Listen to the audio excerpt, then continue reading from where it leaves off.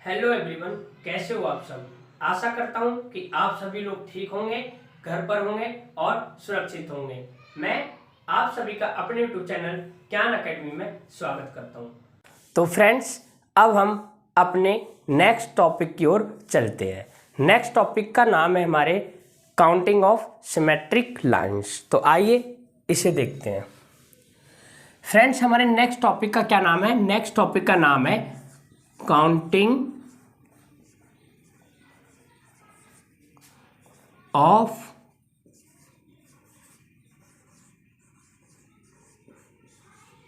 Symmetric lines. और counting of symmetric lines का मतलब ही होता है सममित रेखाओं की गिनती। सममित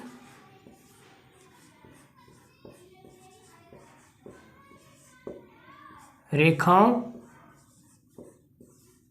की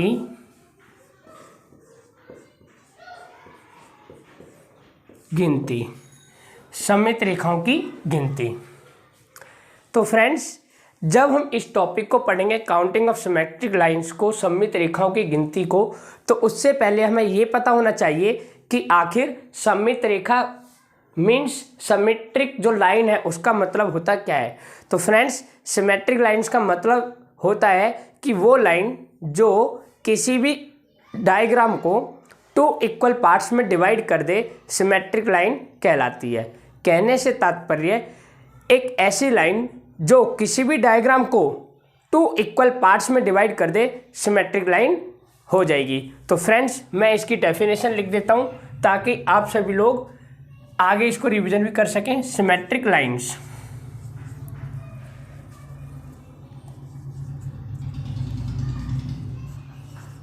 सिमेट्रिक लाइंस। तो फ्रेंड्स, सिमेट्रिक लाइंस का मतलब भी होता है the line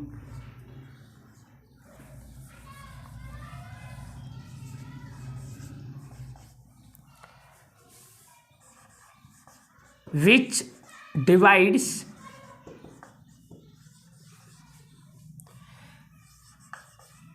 any diagram in two equal parts। तो फ्रेंड्स, इसे और ज़्यादा बेटर तरीके से समझने के लिए मैं यहाँ पर डायग्राम्स की सहायता लूँगा। जैसे कुछ एग्जाम्पल्स इस तरीके से दे रखे होंगे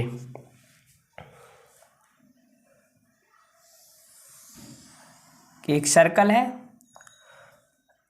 और इसको 3 लाइन डिवाइड कर रही हैं, जिनको मैंने नाम दे दिया AB, MN और PQ।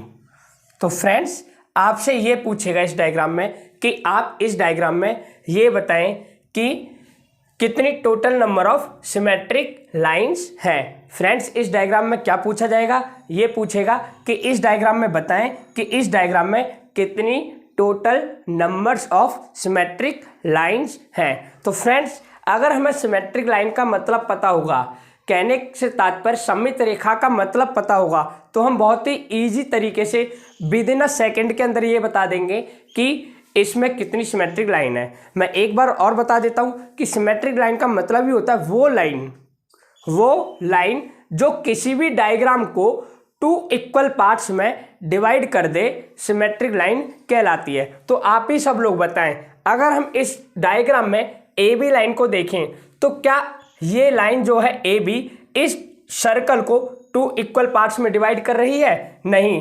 तो ऐसे केसेस में क्या ये हमारी सिमेट्रिक लाइन होगी? नहीं। तो हम कहेंगे जो AB लाइन है इस डायग्राम में वो हमारी सिमेट्रिक लाइन नहीं है। ठीक इसी प्रकार से अगर हम देखें लाइन PQ को, क्या लाइन PQ को देखने से ये पता चल रहा है हमें कि जो ये लाइन है PQ वो इस सर्कल को टू इक्वल पार्ट्स में डिवाइड कर रही है? नहीं। तो फ्रेंड्स, हम ये कहेंगे कि ये भी लाइन हमारी सिमेट्रिक लाइन नहीं होगी। ये दोनों किस लिए नहीं होंगी? क्योंकि हमने देखा ये दो लाइन वो लाइन है जो इस डायग्राम को टू इक्वल पार्ट्स में डिवाइड नहीं कर रही हैं। अगर बात करें हम एम एन की, अगर बात करें लाइन एम एन की, तो हम पाएंगे कि जो लाइन एम एन है, जो रेखा एम एन है, ये एक ऐसी लाइन है जो इस डायग्राम को 2 इक्वल पार्ट्स में डिवाइड करती है। तो हम कह सकते हैं जो नंबर ऑफ सिमेट्रिक लाइन है इस डायग्राम में, जो नंबर ऑफ सिमेट्रिक लाइन है उसकी संख्या कितनी हो जाएगी 1। और फ्रेंड्स वो कौन सी लाइन है हमारी, एम एन। कौन सी लाइन है फ्रेंड्स, एम एन। तो इस प्रकार से इस डायग्राम में total number of symmetric line की संख्या कितनी हो जाएगी फ्रेंड्स 1, और वो कौन सी होगी हमारी एम एन। ठीक है फ्रेंड्स, अगर मान लिया जाए कि इसी डायग्राम में आपसे ये पूछता कि बताओ भाई इस डायग्राम में total number of straight line कितनी है, total number of straight line, और स्ट्रेट लाइन का मतलब होता है सीधी या सरल रेखाओं की गिनती। तो हम कैसे बताएंगे कि इस डायग्राम में इतनी total number of straight line है। जैसा कि फ्रेंड्स जिस टाइम मैंने ये चैप्टर स्टार्ट किया था फर्स्ट क्लास में ही आपको बताया था कि total number of straight line means सीधे या सरल रेखाओं की गिनती कैसे करते हैं। मैंने आप सभी को उस क्लास में ये बताया था कि जब हमसे सीधी रेखाओं की बात करें तो हमें क्या करना है, कितनी total number of horizontal line है, कितनी total number of vertical line है, और साथ में कितनी total number of slant line तिरछी रेखाएं हैं। अगर हम किसी भी डायग्राम में इन तीनों लाइनों को गिन लें तो हम उस डायग्राम में ये पता कर सकते हैं कि उस डायग्राम में कितनी total number of straight line है। तो इस डायग्राम में हम पता करेंगे सबसे पहले कि इस डायग्राम में कितनी total number of horizontal line है। तो फ्रेंड्स जैसा कि आप और हम दोनों ही जानते हैं कि इसमें जो हॉरिजेंटल लाइन की संख्या है वो कितनी है फ्रेंड्स 0। क्यों? क्योंकि हॉरिजेंटल लाइन वो लाइन होती है जो तिरछी हो, सॉरी तिरछी नहीं, कहने का मतलब जो लेटी हो। कौन सी हो फ्रेंड्स, लेटी हो। ये जो लेटी हुई लाइन होती है वो होती है हमारी क्या, हॉरिजेंटल लाइन। लेकिन आप मुझे बताएं जब हम इस डायग्राम में देखते हैं तो क्या हमें एक भी ऐसी तिरछी या लेटी हुई लाइन दिख रही है जो इस प्रकार से लेटी हो? नहीं। तो फ्रेंड्स हम कहेंगे कि इसमें हॉरिजेंटल लाइन की संख्या कितनी है 0। इसी प्रकार से फ्रेंड्स अब देखेंगे वर्टिकल लाइन, ऊर्ध्वाधर रेखा। अब देखेंगे फ्रेंड्स वर्टिकल लाइन कि इस डायग्राम में कितनी वर्टिकल लाइन है। और वर्टिकल लाइन वो लाइन होती है जो हमारी लाइन खड़ी होती है इस तरीके से। तो फ्रेंड्स देखो कितनी लाइन है इसमें, 1 2 और 3। हम कहेंगे कि वर्टिकल लाइन की संख्या इस डायग्राम में कितनी है फ्रेंड्स 3। इसी प्रकार से अगर फ्रेंड्स हम इसी डायग्राम में बात करें स्लांट लाइन की, किसकी फ्रेंड्स, स्लांट लाइन, जिसे हम बोलते हैं तिरछी रेखा। और तिरछी रेखा कोई भी रेखा कैसे भी हो सकती है, बस देखने में कैसी हो फ्रेंड्स, वो तिरछी हो। उस लाइन को हम क्या कहेंगे, तिरछी या स्लांट लाइन। तो हमने इस डायग्राम में देखा कि इसमें एक भी ऐसी लाइन नहीं है जो तिरछी हो, जो कैसी हो फ्रेंड्स, तिरछी हो। तो इस प्रकार से स्लांट लाइन की भी संख्या कितनी हो जाएगी फ्रेंड्स इस डायग्राम में 0। तो इस प्रकार से जब हम इन तीनों को ऐड करेंगे तो हमारा आंसर आएगा 3। और हम कह सकते हैं कि इस डायग्राम में total number of straight line की जो संख्या हो जाएगी वो कितनी हो जाएगी फ्रेंड्स 3। मेरा कहने का ये मतलब, एक डायग्राम देगा, जब भी किसी डायग्राम में अगर सिमेट्रिक लाइन की संख्या पूछे तो आप सीधा सा बता देना कि सिमेट्रिक लाइन वो लाइन होती है जो किसी भी डायग्राम को 2 इक्वल पार्ट्स में डिवाइड कर दे, तो हम बता देंगे ये हो गई हमारी सिमेट्रिक लाइन। ठीक है फ्रेंड्स, उसके बाद अगर इसी डायग्राम में पूछे आपसे स्ट्रेट लाइन कितनी है, तो मैंने आपको ये भी बता दिया कि हम स्ट्रेट लाइन कैसे निकालते हैं। तो आप बड़े ही आसानी से ये भी बता सकते हैं कि इस डायग्राम में कितनी total number of straight line है।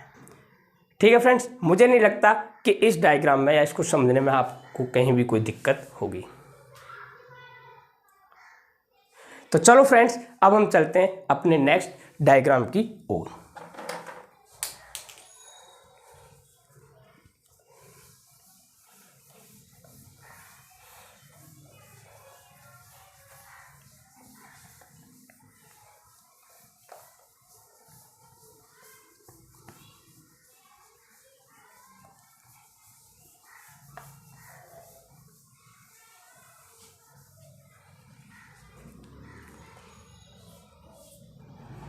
फ्रेंड्स देखें, अब कुछ डायग्राम्स इस प्रकार से होंगे।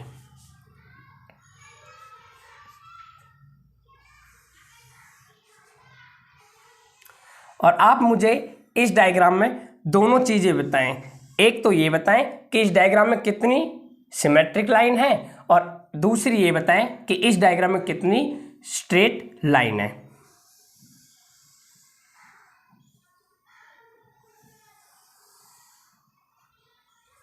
फ्रेंड्स बताएं कि इस डायग्राम में कितनी स्ट्रेट लाइन और कितनी सिमेट्रिक लाइन्स हैं, A B C D.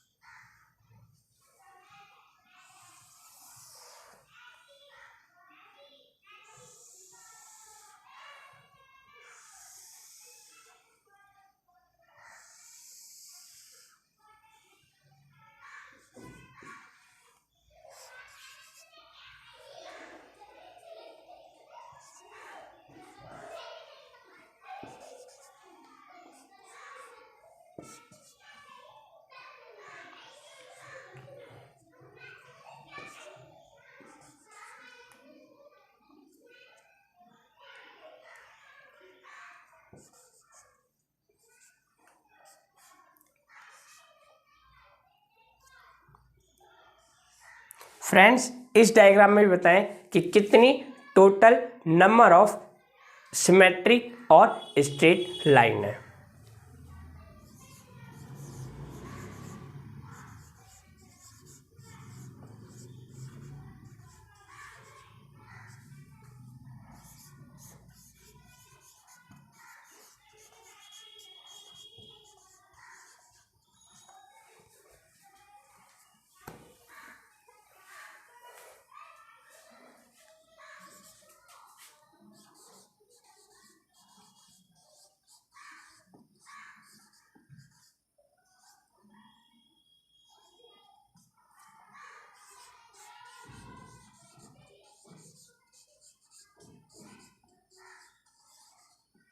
Friends बताएं आप सभी लोग।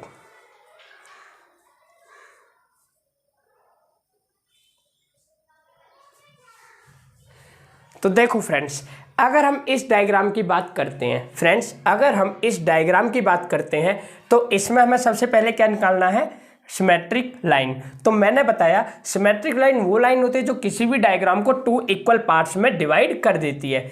अगर हम लाइन 20D को देखें तो ये एक ऐसी लाइन है जो इस डायग्राम को 2 इक्वल पार्ट्स में डिवाइड कर देती है। तो इस प्रकार से हम कह सकते हैं एक तो लाइन हमारी हो गई बी डी, ठीक है फ्रेंड्स, एक लाइन कौन सी होगी हमारी, बी डी। ठीक इसी प्रकार से अगर हम लाइन ए सी को देखें तो ए सी भी एक ऐसी लाइन है जो इस डायग्राम को 2 इक्वल पार्ट्स में डिवाइड कर देती है। तो इस प्रकार से जो दूसरी लाइन है वो कौन सी हो जाएगी हमारी, ए सी। तो हम कह सकते हैं फ्रेंड्स कि इस डायग्राम में, इस वाले डायग्राम में सिमेट्रिक लाइन की जो संख्या हो जाएगी फ्रेंड्स वो कितनी हो जाएगी, 2 हो जाएगी। कितनी हो जाएगी फ्रेंड्स हमारी, 2 हो जाएगी। अगर इसी डायग्राम की बात करें और निकालना हो हमें स्ट्रेट लाइन, क्या निकालना हो फ्रेंड्स हमें, स्ट्रेट लाइन, तो देखो कैसे निकालेंगे। मैंने कहा कि भाई स्ट्रेट लाइन का मतलब होता है सीधी रेखा। तो देखो सबसे पहले क्या करना है हमें, इसमें हॉरिजेंटल लाइन को लेना है फ्रेंड्स। कौन सी लाइन को लेना है, हॉरिजेंटल।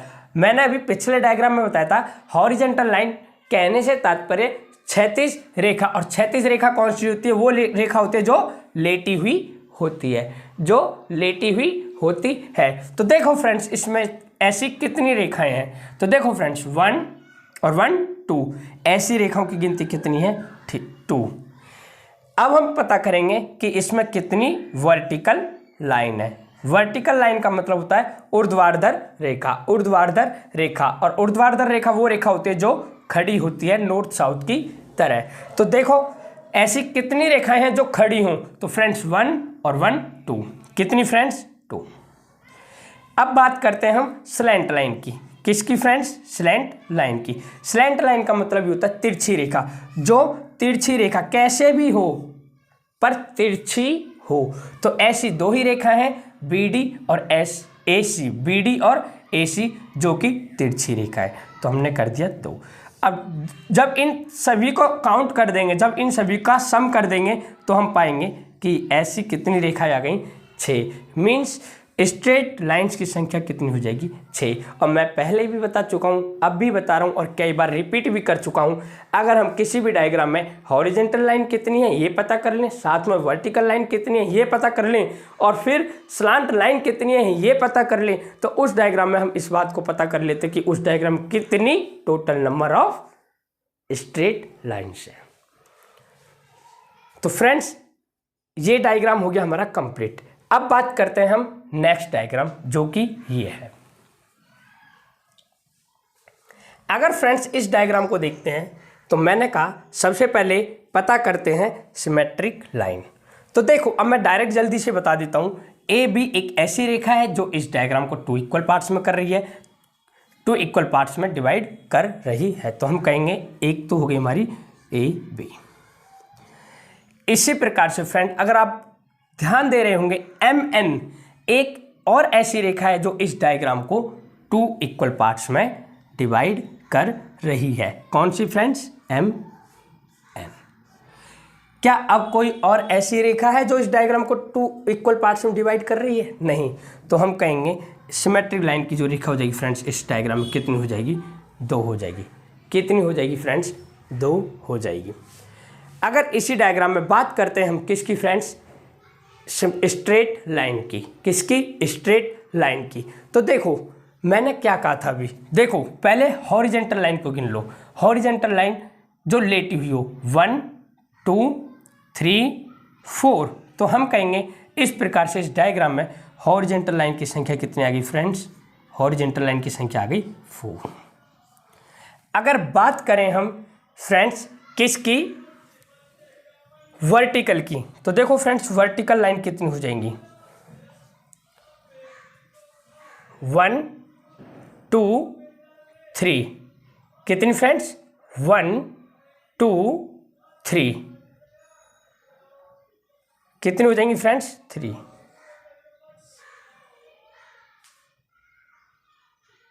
ठीक है फ्रेंड्स, 1 2 3। और बात करें इसमें स्लांट लाइन की तो पाएंगे फ्रेंड्स स्लांट लाइन की जो रेखा होगी इसमें कितनी हो जाएगी, 0। लेकिन फ्रेंड्स आप इसमें देख रहे होंगे हमारा 7 आ रहा है और इसमें है 8, तो इसका मतलब हमने एक लाइन कम काउंट की है और वो ये 1 2 3 4 5। सॉरी फ्रेंड्स, जो हॉरिजेंटल लाइन की रेखा है वो कितनी हमारी इसमें 5 है, ना कि 4। इस प्रकार से total number of straight line सीधी रेखाओं की गिनती कितनी हो जाएगी, इसमें 8 हो जाएगी। ठीक है फ्रेंड्स, कितनी हो जाएगी, 8। एक बार और मैं बता दूं, हॉरिजेंटल लाइन की संख्या 4 ना होकर 5 है। देखो 1 2 3 4 और 1 5। ठीक है फ्रेंड्स, कितनी हो जाएंगी, 5। और 3 हमारी हो जाएंगी वर्टिकल लाइन, 1 2 और 1 3। जब हम सभी को ऐड कर देंगे तो पाएंगे 8। इस प्रकार से हम कह सकते हैं total number of straight line की जो संख्या है वो कितनी हो जाएगी फ्रेंड्स, इसमें 8 हो जाएगी। अब हम देखते हैं नेक्स्ट डायग्राम को। ठीक है फ्रेंड्स, क्या देखते हैं अब हम नेक्स्ट डायग्राम को देखते हैं।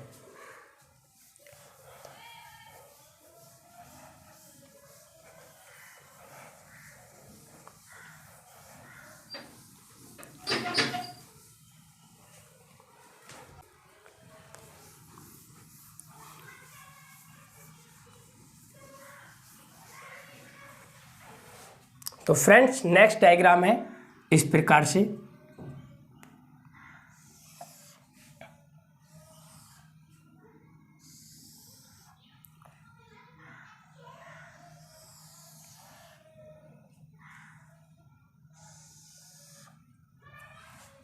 तो फ्रेंड्स इस डायग्राम में आप मुझे बताएं कि कितनी सिमेट्रिक लाइंस हैं।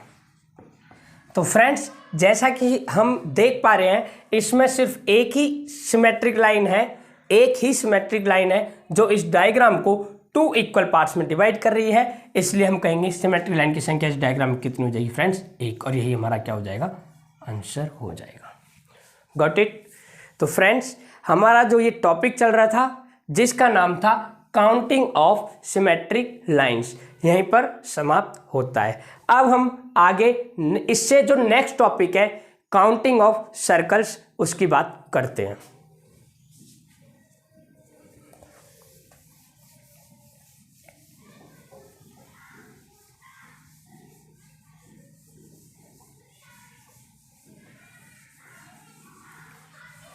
फ्रेंड्स नेक्स्ट जो टॉपिक है हमारा उस टॉपिक का नाम है काउंटिंग ऑफ सर्कल्स।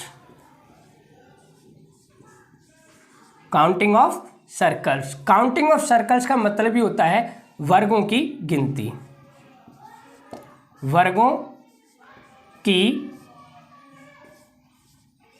गिनती। तो फ्रेंड्स इसमें क्या होगा, हमें जो है ना कुछ वर्ग दे रखे होंगे, कुछ सर्कल्स दे रखे होंगे और हमसे यूँ पूछेगा कि बताइए इस डायग्राम में टोटल नंबर ऑफ सर्कल्स कितने हैं। तो आइए इसे भी हम एग्जांपल्स के थ्रू समझते हैं। डायग्राम कुछ इस प्रकार से होंगे, जैसे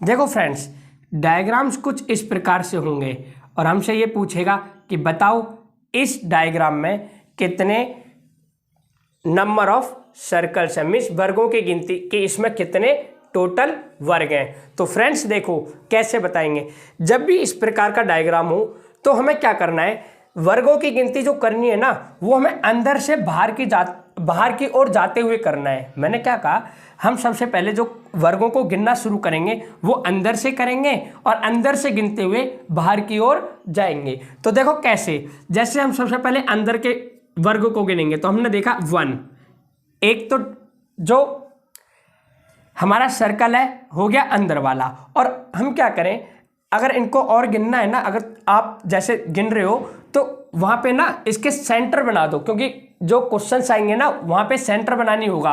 तो आप सेंटर पर जो है पॉइंट आउट करते हुए चलो, जैसे 1 2 3 4 5 6।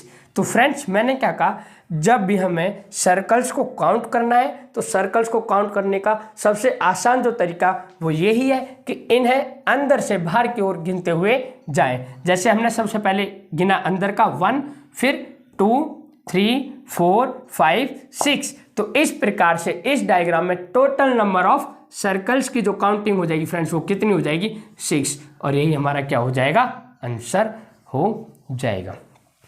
ठीक है फ्रेंड्स, मुझे नहीं लगता इसमें किसी को कोई डाउट होगा। आइए और कुछ एग्जांपल्स देखते हैं।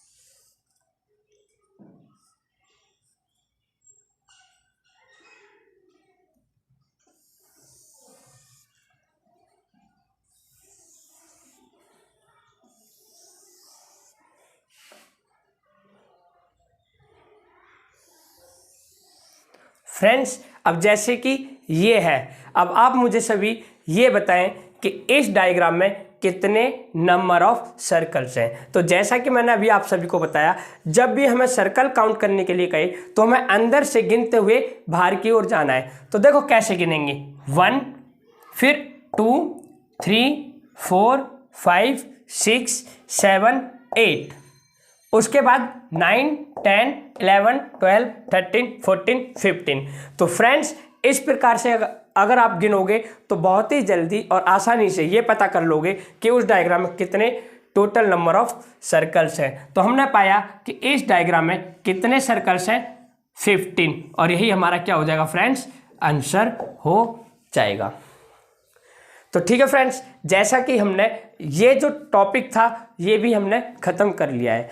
अब हम अपने नेक्स्ट टॉपिक की ओर चलते हैं जिसका नाम है काउंटिंग ऑफ पैरेललोग्राम, समान या समानांतर चतुर्भुजों की गिनती। फ्रेंड्स, ये छोटे छोटे ही टॉपिक होते हैं और इसीलिए जो है ये जल्दी भी ख़त्म हो जाते हैं। ऐसा नहीं कि मैं कहीं आपको जल्दी जल्दी करवा रहा हूँ, ऐसा कुछ नहीं है, ठीक है फ्रेंड्स, या कम कम करवा रहा हूँ। इनमें बस सर्कल्स गिनना होता है और कुछ नहीं होता।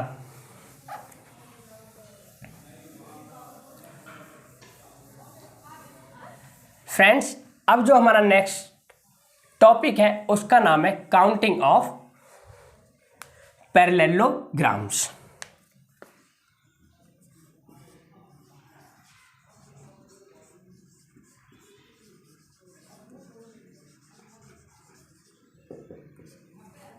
जिसका मतलब है समानांतर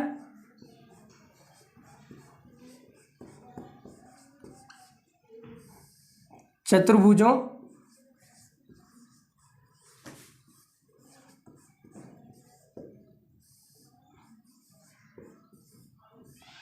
की गिनती।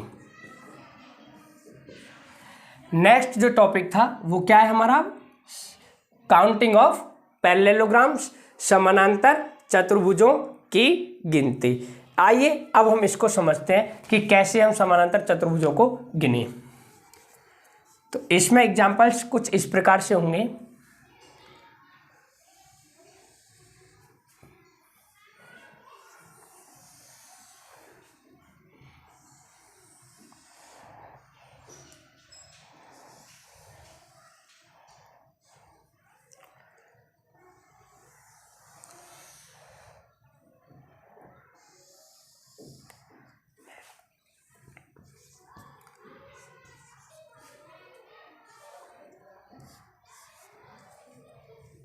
तो फ्रेंड्स, जैसा कि अब ये एक समानांतर चतुर्भुज है और आप सभी को ये बताना है कि इस चतुर्भुज में कितने टोटल नंबर ऑफ चतुर्भुज हैं या टोटल नंबर ऑफ पैरेललोग्राम्स हैं। तो देखो फ्रेंड्स, इसके बारे में आपको मैं थोड़ी सी एक कहानी बताता हूँ। कहानी ये हुई कि एक बार की बात थी, जो हमारा रेक्टेंगल था कहीं घूमने हुए गया हुआ था।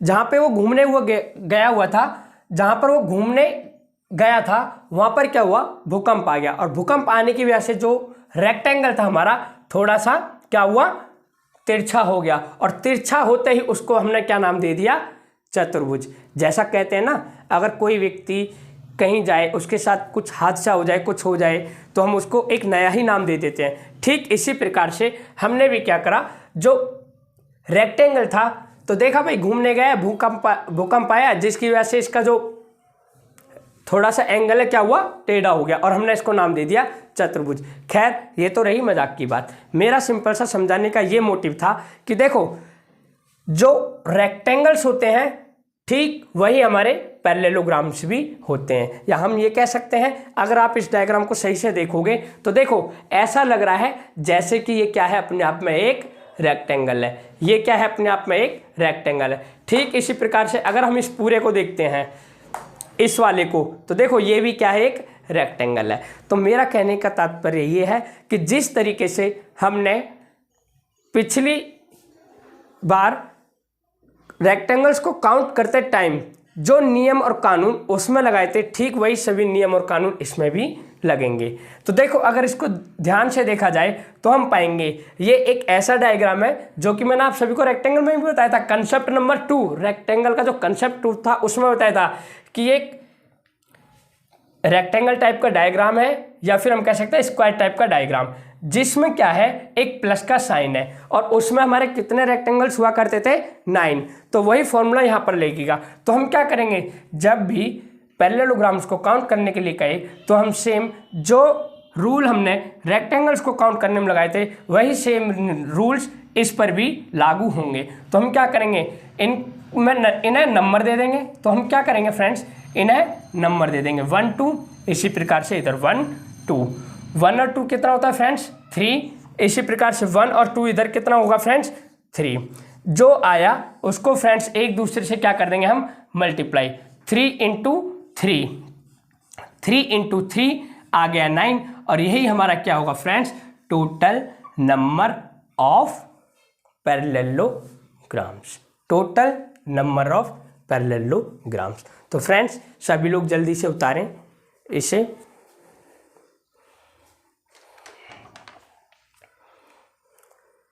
मैंने कहा फ्रेंड्स एक बार और रिपीट कर देता हूं कि जो नियम या जो रूल्स हमने काउंटिंग ऑफ रेक्टेंगल्स में रेक्टेंगल्स को काउंट करने के लिए लगाए थे, वही सारे नियम इसमें भी लगेंगे। चाहे बॉक्सेस या हम कह सकते हैं number of row number of column के बराबर हो या ना हो, उससे हमें कोई मतलब नहीं है। हम क्या करेंगे सीधा नंबर देंगे, प्लस करेंगे दोनों साइड से कॉलम और रो को, जो आएगा रिजल्ट उन दोनों को आपस में मल्टीप्लाई कर देंगे और वही हमारा क्या हो जाएगा friends total number of parallelograms. तो आइए अब कुछ एग्जांपल्स को देखते हैं।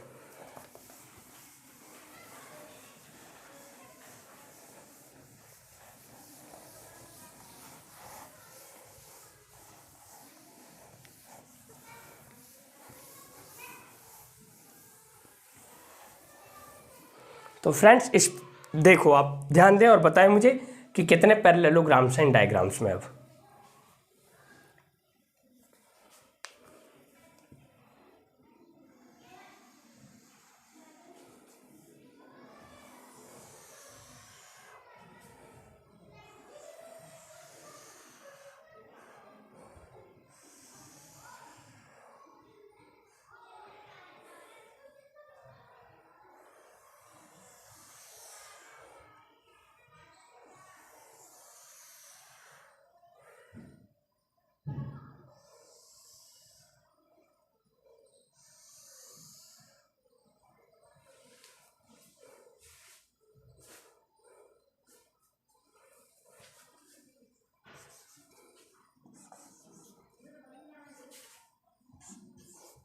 फ्रेंड्स बताएं कि इस डायग्राम में कितने नंबर ऑफ पैरेललोग्राम्स हैं।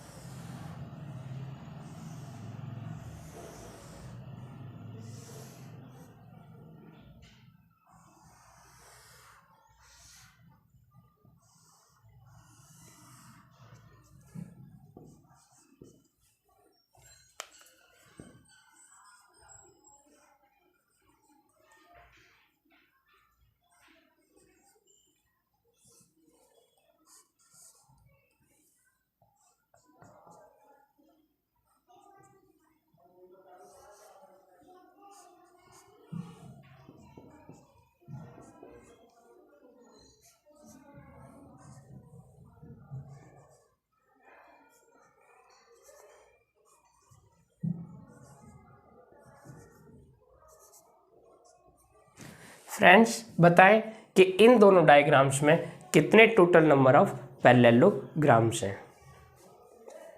तो देखो फ्रेंड्स मैंने कहा चाहे number of column number of row के बराबर हो या ना हो, उससे हमें कोई मतलब नहीं है।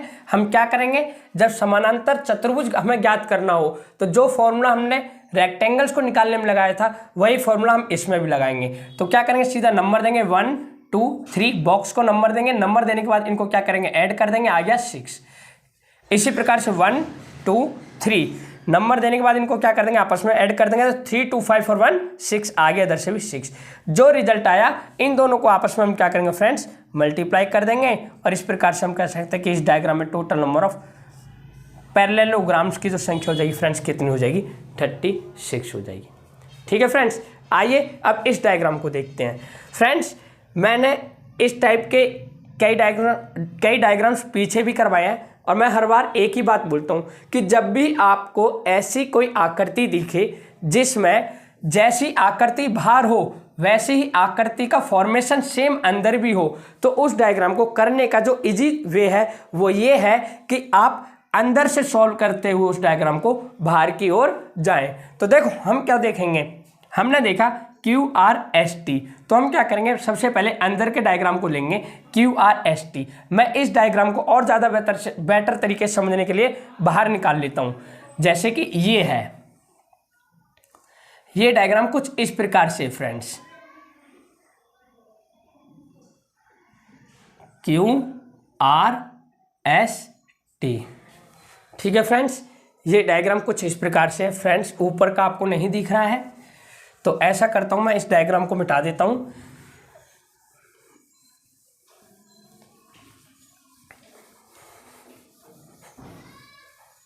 देखो फ्रेंड्स,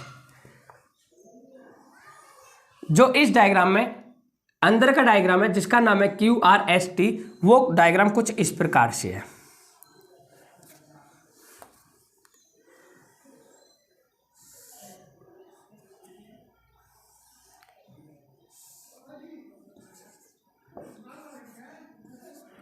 तो फ्रेंड्स वो डायग्राम कुछ इस प्रकार से है।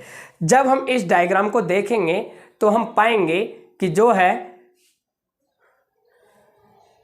तो हम क्या पाएंगे फ्रेंड्स, हम ये पाएंगे कि जो है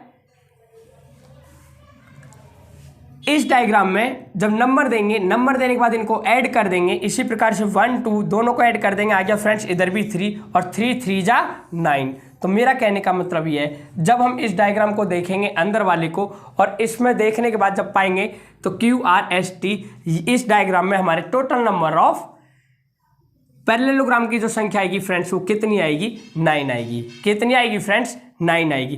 तो हम कहेंगे इधर QRST में टोटल नंबर ऑफ पैरेललोग्राम्स कितने हो जाएंगे, 9। या हम सीधे वे में ये भी कह सकते हैं फ्रेंड्स कि देखो ये डायग्राम कैसा है कि एक डायग्राम दे रखा है और उसमें क्या है, प्लस का साइन है, और जब भी डायग्राम हो और उसमें प्लस का साइन हो तो उसमें टोटल नंबर ऑफ रेक्टेंगल्स बोले या पैरेललोग्राम हमेशा कितना होगा, 9 ही होगा। ठीक उसी प्रकार से अगर हम डायग्राम को देखते हैं MNOP, तो हम पाएंगे, देखो फ्रेंड्स MNOP भी एक ऐसा डायग्राम है कि एक रेक्टेंगल है और रेक्टेंगल के अंदर में क्या है फ्रेंड्स, प्लस का साइन दे रखा है। रेक्टेंगल है और उसमें क्या है फ्रेंड्स, प्लस का साइन दे रखा है। तो इस डायग्राम में भी कितने टोटल नंबर ऑफ पैरेललोग्राम्स होंगे फ्रेंड्स, 9 हो जाएंगे। कितने हो जाएंगे फ्रेंड्स, 9। MNOP, तो इसमें ही फ्रेंड्स हो जाएंगे 9। ठीक इसी प्रकार से IJKL में भी 9 हो जाएंगे। EFGH में भी फ्रेंड्स 9 हो जाएंगे, और फिर ABCD में भी कितने हो जाएंगे फ्रेंड्स, 9। और जब हम इन सभी को टोटल कर देंगे तो आ जाएगा 45। तो हम कह सकते हैं फ्रेंड्स कि इस डायग्राम में टोटल नंबर ऑफ पैरेललोग्राम की जो संख्या हो जाएगी कितनी हो जाएगी फ्रेंड्स, 45। कितनी हो जाएगी फ्रेंड्स, 45। अगर हम इसको थोड़ा सा और जल्दी सॉल्व करें तो कैसे करते, देखो हमने क्या करा, एक डायग्राम में निकाला QRST में कि कितने हैं, 9। हमने देखा भाई ऐसे ऐसे कितने डायग्राम है, 1 2 3 4 5, तो डायरेक्ट हम 5 से मल्टीप्लाई कर देंगे, आ जाएगा 45, और यही हमारा क्या हो जाएगा friends, total number of parallelograms हो जाएगा। फ्रेंड्स आपको कैसा लगा प्लीज बताना ना भूलें। आइए नेक्स्ट एक और एग्जांपल देखते हैं इसी पर।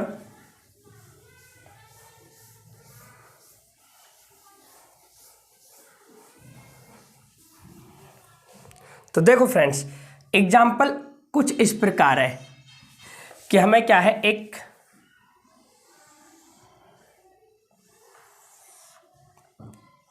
पैरेललोग्राम दे रखा है।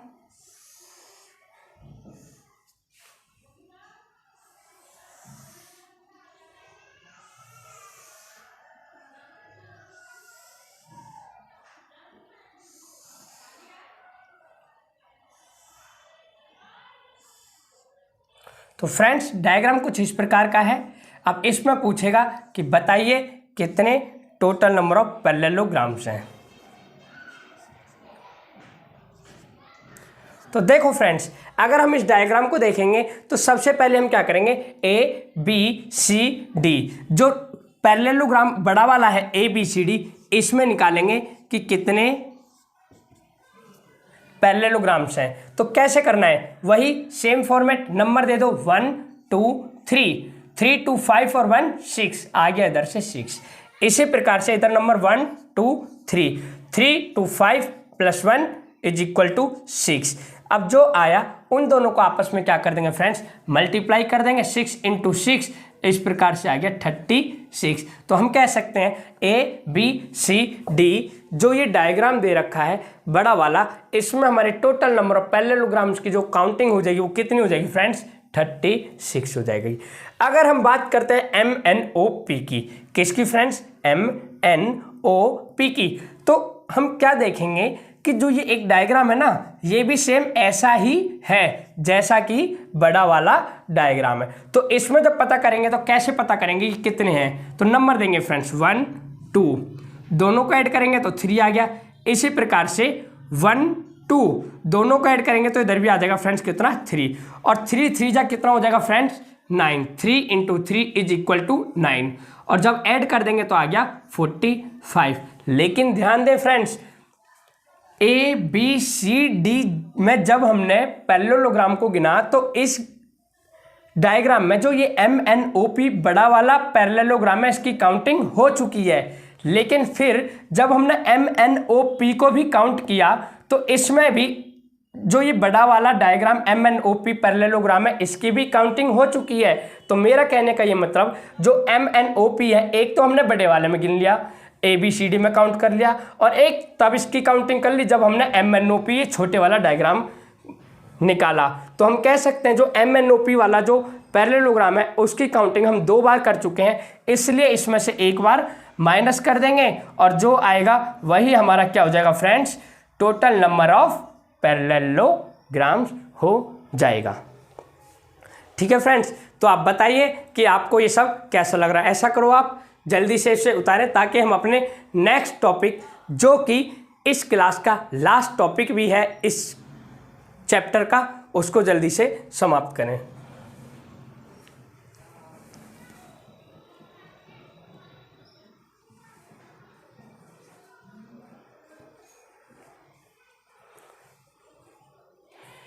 ठीक है फ्रेंड्स, चलो मैं इसको रफ कर देता हूं। अब हमारा इस क्लास का, या हम कह सकते हैं जो हमारा चैप्टर चल रहा था, काउंटिंग ऑफ फिगर्स, आकृतियों की गिनती, इसका एक लास्ट टॉपिक रह गया है जो कि कलर पर बेस है, उसको करेंगे और उसके बाद हमारा ये चैप्टर पूरी तरीके से समाप्त हो जाएगा। तो फ्रेंड्स, अब हम अपने लास्ट टॉपिक को करने जा रहे हैं, जिसका नाम है फिगर कलर क्वेश्चंस। क्या है फ्रेंड्स, फिगर कलर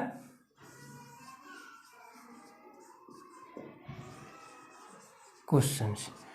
पहले फ्रेंड्स मैं क्या करता हूं, डायग्राम बना देता हूं, ठीक है। फिर देखेंगे कि एक क्वेश्चन दिया गया होगा जिसमें कुछ कंडीशंस होंगी, और उन कंडीशंस को देखते हुए हमें क्वेश्चन को सॉल्व करना है। तो देखो डायग्राम इस प्रकार से होगा, जैसे कि एक सर्कल दे रखा होगा,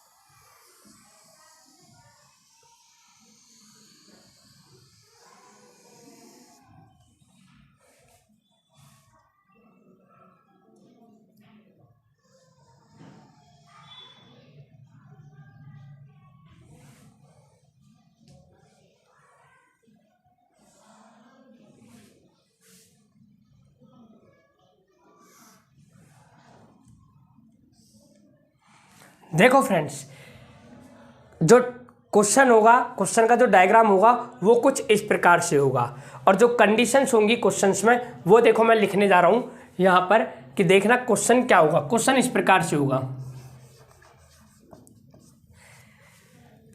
दी गई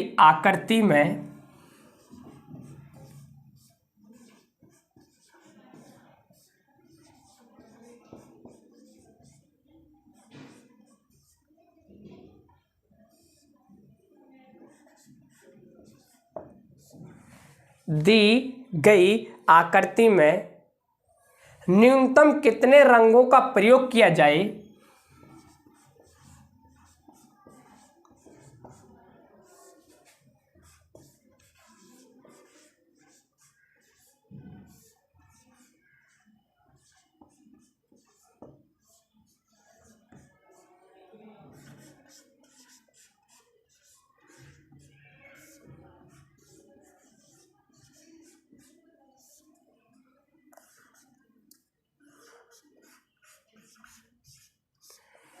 दी गई आकृति में न्यूनतम कितने रंगों का प्रयोग किया जाए कि दो निकटवर्ती सतह का रंग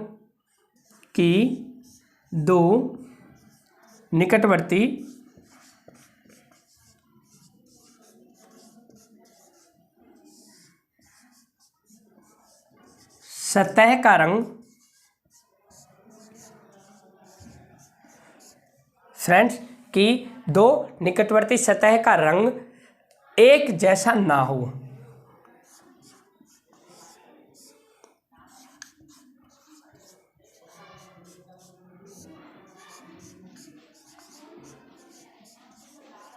मैंने क्या कहा फ्रेंड्स, मैंने ये कहा कि ये आकृति दी गई है जिसमें हमें कलर को भरना है, लेकिन कुछ कंडीशंस के साथ में, या हम कह सकते कुछ कंडीशन दी गई होंगी जिनको फॉलो करते हुए इस आकृति में कलर को भरना है। तो देखो क्वेश्चन क्या है, दी गई आकृति में, जैसा कि ये दे रखा है हमें फ्रेंड्स आकृति, न्यूनतम इस आकृति में कम से कम कितने रंगों का प्रयोग किया जाए कि दो निकटवर्ती सतह का रंग एक जैसा ना हो।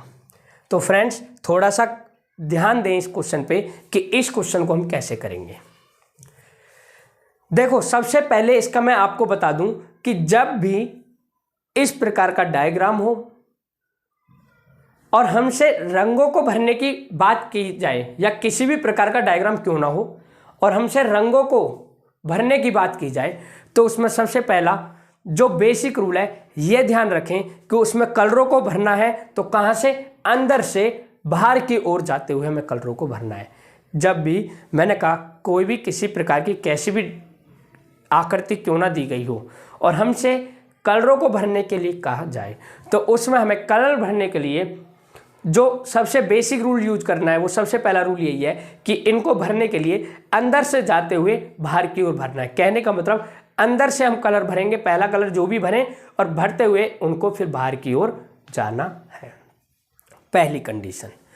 दूसरी कंडीशन इसमें साफ साफ दे रखी है कि भाई न्यूनतम कितने, एक तो बात इनने बोली है कि कम से कम कलरों को भरना है, और दूसरी बात ये बोली है कि निकटवर्ती सतह का कलर एक जैसा ना हो।